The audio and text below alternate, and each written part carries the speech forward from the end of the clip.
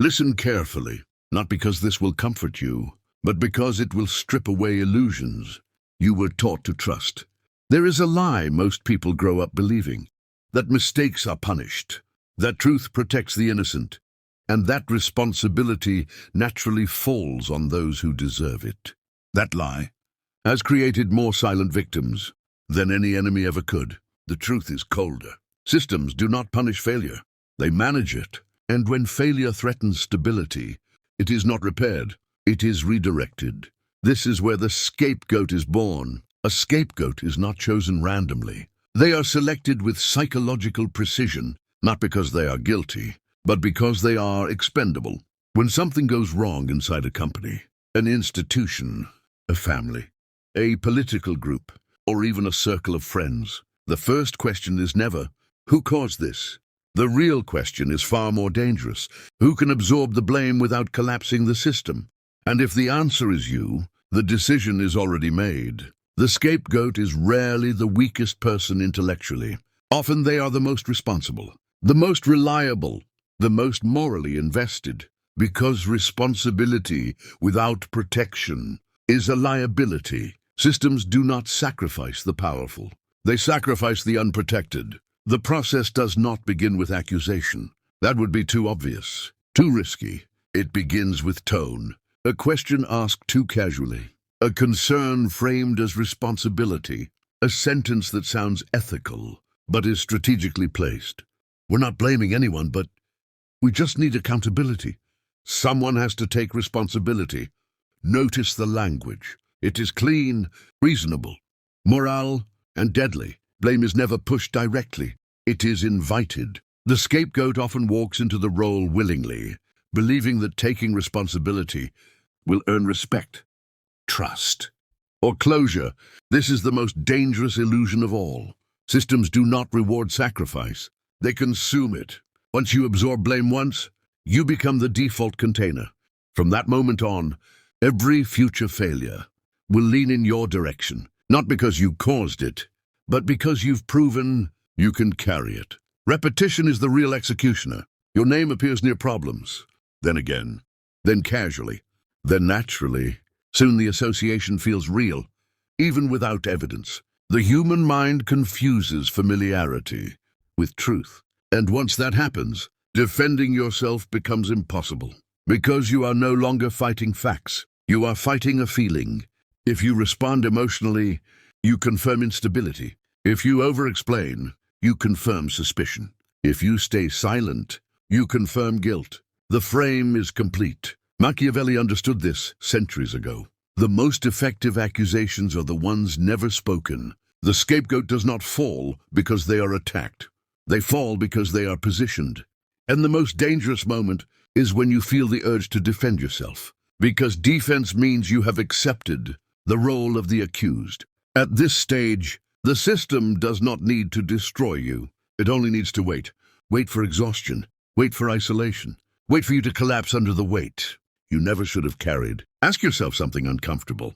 How many times have you taken responsibility to keep the peace? How often have you closed problems that were not truly yours? How many times did you think being reasonable would protect you? If the answer is often, you were not being respected. You were being tested. And once a system learns that you will carry its failures, it will never stop loading you. Here is the darkest truth of all. Systems do not destroy good people. They drain them quietly, efficiently, without witnesses. If this feels unsettling, that's because awareness is not meant to feel safe. And if you stay with this series, if you subscribe, if you continue listening, you are not supporting content. You are building perception, the only defense that exists in environments that survive on sacrifice. Listen closely, because what destroys most people is not accusation, not betrayal, not even injustice. It is silence. Silence is the cleanest weapon a system has. No fingerprints, no witnesses, no guilt. If you ever became a scapegoat, it was not because one person attacked you. It was because many people said nothing. And here is the truth most people refuse to face. They did not stay silent because they hated you. They stayed silent because they were afraid. Fear is the engine behind collective silence. When blame begins to shift, people do not ask, "Is this fair?" They ask something far more primal. Could this become me? And the moment that question appears, survival overrides morality. Silence feels safe. No confrontation, no risk, no visibility. Each individual believes their silence is temporary, reasonable, neutral. But silence is never neutral. The first moment of silence is hesitation. The second is avoidance. The third is participation. And once silence becomes shared, it transforms into consensus. This is how groups condemn without speaking. No meeting is required. No agreement is signed. No decision is announced. Yet everyone knows, not because it was said, but because it was felt, and feelings spread faster than facts. You begin to notice it first in behavior, not words, shorter responses, delayed replies, eyes that no longer meet yours, conversations that pause when you enter. Nothing hostile, nothing explicit, just distance. And distance is lethal. Humans can withstand attack. They collapse under ambiguity. Because ambiguity forces the mind inward. Did I do something wrong? Why isn't anyone defending me? Why does it feel like I'm alone? This is where systems win. Because you begin doing their work for them. You self-interrogate. You self-censor. You self-correct. Machiavelli would have recognized this immediately. The most efficient form of control is the one that requires no enforcement. Silence trains compliance. And the most dangerous silence of all is the silence of those who know the truth. Why don't they speak? Because truth carries cost. Speaking would require stepping out of the group, challenging the emerging narrative, risking attention. And attention is dangerous. Most people are not cowards. They are risk managers. They calculate unconsciously. What do I lose if I speak? What do I gain if I stay quiet? In unstable moments, staying quiet feels rational. And this is how injustice becomes normal. Each person believes, it's not my role. It's not clear yet. I don't want to make it worse. But silence does not preserve stability. It creates a victim. The scapegoat exists to absorb collective anxiety. Blame gives the group relief. Without a scapegoat, the group would have to face uncertainty, complexity, shared responsibility.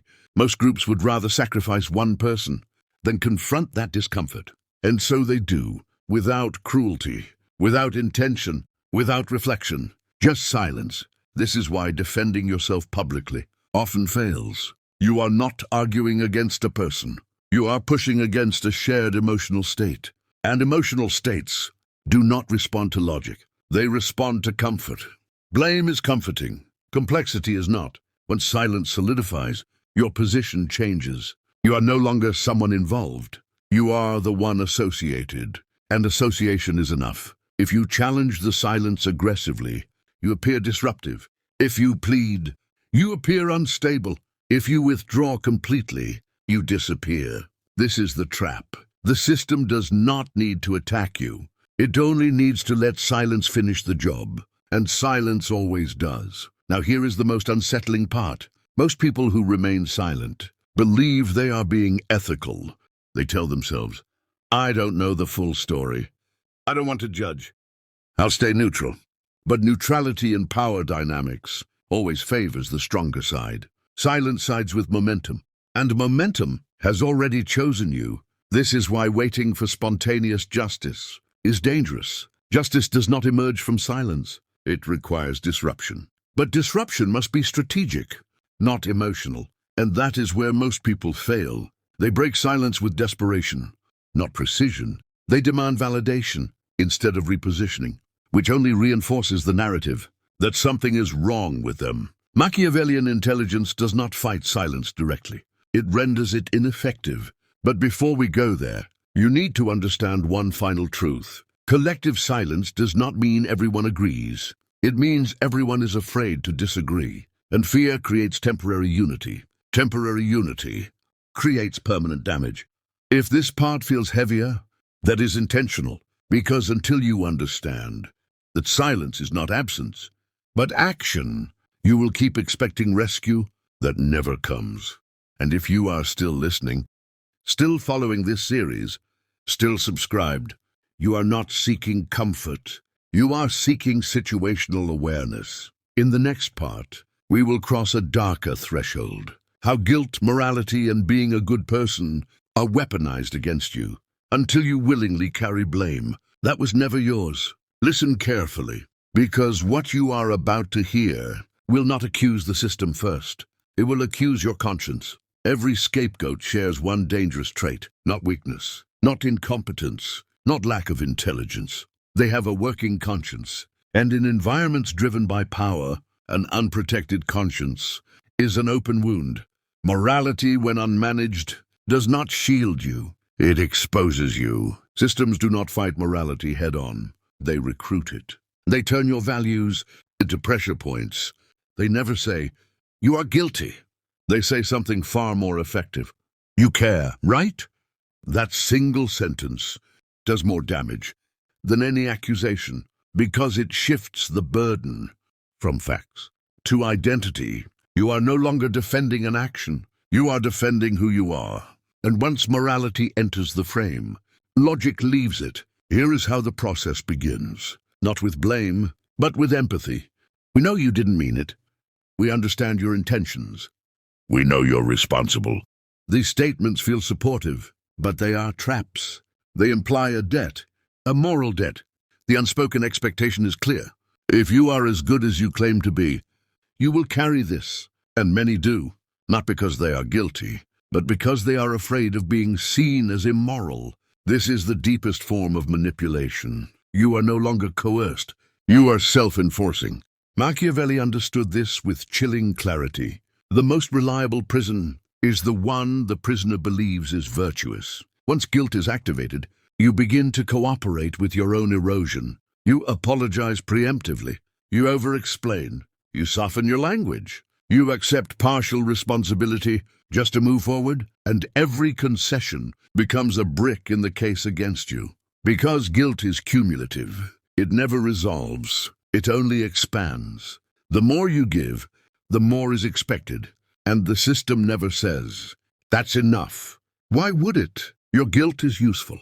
It calms others. It closes discussion. It restores surface stability. You become the emotional shock absorber. This is why moral people are the most effective scapegoats. They do not need to be threatened.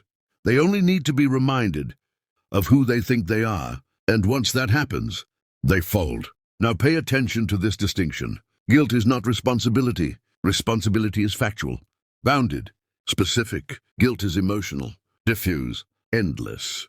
Systems prefer guilt because it has no limits. A responsible person says, "This part was mine."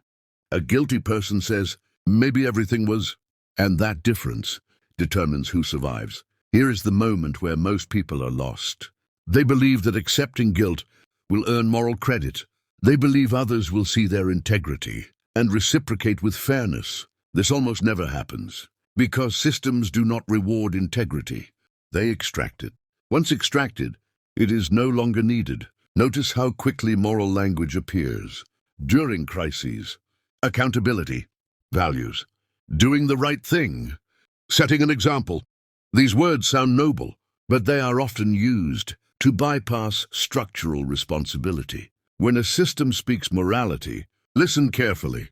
Ask yourself, who benefits if I comply? If the answer is, everyone except me, you are being positioned. The cruel irony is this: the people least capable of guilt are often the most protected. They do not internalize blame. They do not hesitate. They do not apologize unless it is strategic. And so guilt slides past them until it finds someone who will carry it. That person is usually you. Now let's expose the most dangerous tactic of all, the moral mirror. This is when the system reflects your own values back at you. You always care about fairness. You're the responsible one. You hold yourself to a higher standard. These statements feel like praise. They are not. They are instructions. They are telling you what role to play. And once you accept that role, deviation becomes immoral. If you resist, you are no longer principled. You are defensive. If you refuse, you are disappointing. This is how morality becomes a leash. The more ethical you are, the tighter it pulls. Machiavellian intelligence does not reject morality. It contains it. It understands that ethics without boundaries become weapons in someone else's hand. This is why good people break silently. They do not collapse under attack. They collapse under expectation. They exhaust themselves, trying to live up to an image designed to trap them. And when they finally push back, the system reacts with shock. How could you? We thought you were better than this. This is the final guilt hook. It reframes your self-preservation as betrayal. And many people retreat here. They apologize again. They step back into the role. The cycle continues until there is nothing left. Here is the hardest truth in this part. Morality without leverage is liability. Not because morality is wrong, but because power does not respect it by default. It respects position, and guilt destroys position. It lowers your perceived status. It signals malleability. It marks you as absorbent. From that moment on, every future problem will drift toward you, because guilt made you safe to use. If this part feels uncomfortable, that means you are seeing something you were never taught to see. And if you are still here, still listening, still subscribed, it means you are not seeking validation. You are seeking immunity. In the next part, we move from internal control to external mechanics, how blame is transferred through ambiguity, suggestion, and timing, without a single accusation ever being spoken. Listen with precision now, because what you are about to hear is not philosophy, it is mechanism. Blame at high levels of power is rarely delivered directly. Direct accusation creates resistance. Resistance creates conflict. Conflict creates risk. Systems that survive avoid all three. Instead, they use something far more effective: plausible deniability. No one says you are guilty. Everyone feels it. This is not chaos. It is design. The first tool is ambiguity. Ambiguity is the most elegant weapon in psychological warfare. Why? Because the human mind cannot tolerate uncertainty. When information is incomplete, the brain fills the gap, and it fills it with whatever is most emotionally available. If your name has already been associated with responsibility, visibility, or prior issues, ambiguity will select you automatically. Statements like, certain decisions weren't fully aligned, some processes lacked oversight, mistakes were made at multiple levels. These sentences accuse no one, yet they contaminate the room. They invite interpretation, and interpretation always looks for an anchor. Ambiguity allows the system to speak without committing. If challenged, they retreat. We didn't mean you. You're overthinking. No one is blaming anyone. But the damage is already done. Ambiguity is irreversible once introduced. Machiavelli understood this instinctively. Say enough to move perception, not enough to be held accountable. The second tool is suggestion. Suggestion is more dangerous than accusation because it gives the listener the illusion of discovery. Humans trust conclusions. They believe they reach themselves. Suggestion whispers. It never shouts. If things had been handled differently, had there been stronger coordination, if certain people had anticipated the risks, notice what is missing. Names. Notice what is present. Direction. Suggestion points the mind without pushing it. Once suggested, the idea does not need reinforcement. It spreads through repetition by different voices, in different contexts, with slightly different phrasing. This creates what feels like consensus, not because everyone agrees, but because everyone is echoing the same implication. At this stage, you cannot confront the accusation, because there is none. Any attempt to defend yourself makes you look paranoid, overly sensitive, or defensive. This is the genius of suggestion. It forces the target to choose between silence and self-incrimination. Both favor the system. The third tool is timing. Timing is what turns weak signals into lethal narratives. The same statement can be harmless today and devastating tomorrow. Systems release ambiguity and suggestion during moments of stress, after failure, during crisis, under pressure, when people are tired, afraid, or overloaded. In these states, the collective mind wants closure, not truth, not nuance. Closure. Blame provides closure. A name, any name, feels better than uncertainty. This is why scapegoats appear after disruption, not before. Timing ensures that no one has the emotional bandwidth to question the narrative. They accept it because they need the discomfort to end. Now comes the most subtle maneuver of all: temporal association. The system does not need to prove causation. It only needs to imply proximity. During the period when X was involved, at the time these decisions were made, while X was overseeing, the human mind confuses correlation with causation. Once your name is temporally linked to a problem, your presence becomes evidence, not proof. But suspicion does not need proof. It only needs repetition. This is how narratives harden, not through facts, but through familiarity. And familiarity creates belief. At this stage, the frame is locked. Any new information is filtered through it. If you defend yourself, you confirm relevance. If you disengage, you confirm avoidance. If you remain calm, you are cold. If you show emotion, you are unstable. The system has achieved what Machiavelli prized most: control without confrontation. Now understand this clearly. The system is not trying to destroy you. It is trying to stabilize itself. You are collateral. When stabilization occurs, interest in you fades. This is why fighting too hard is dangerous. It keeps you central. And centrality is vulnerability.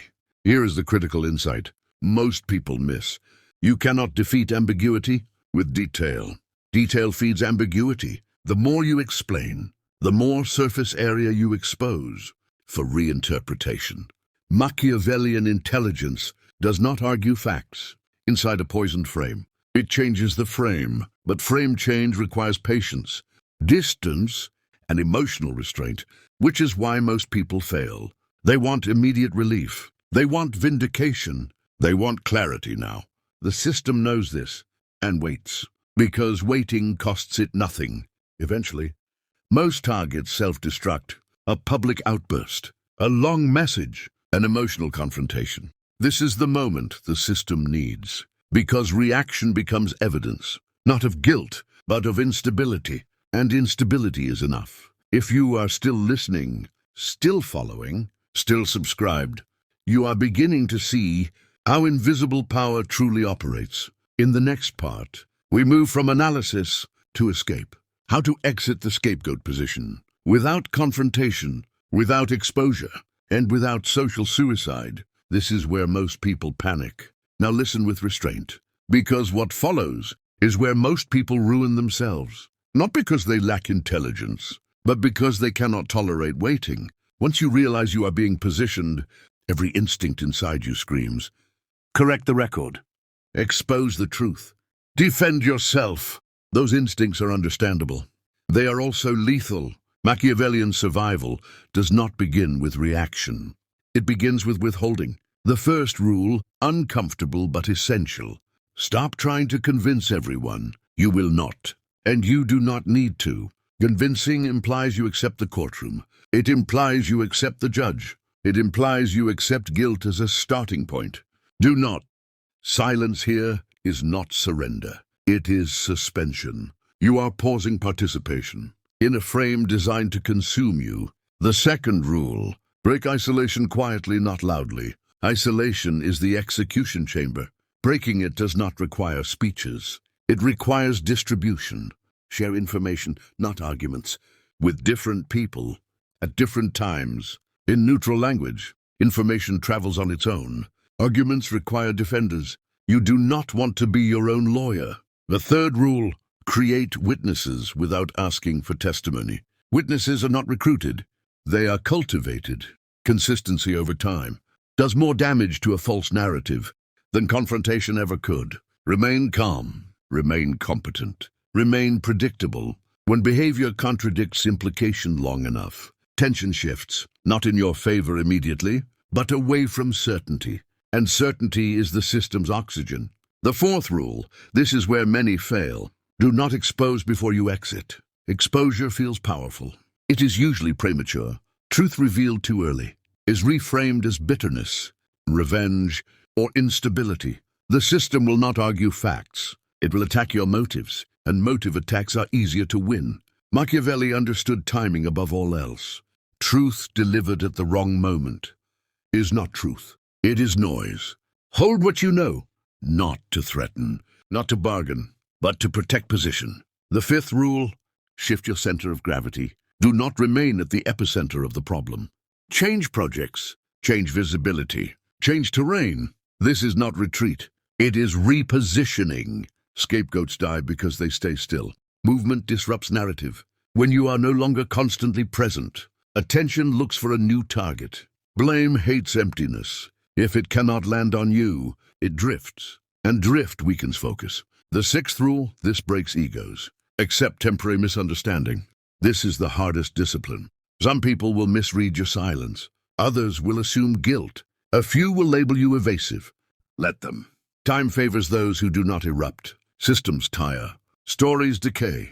Urgency evaporates. Your task is not to win the moment. It is to outlast it. And here is the turning point most never reach. When you stop defending, the system stops attacking. Not instantly, but inevitably.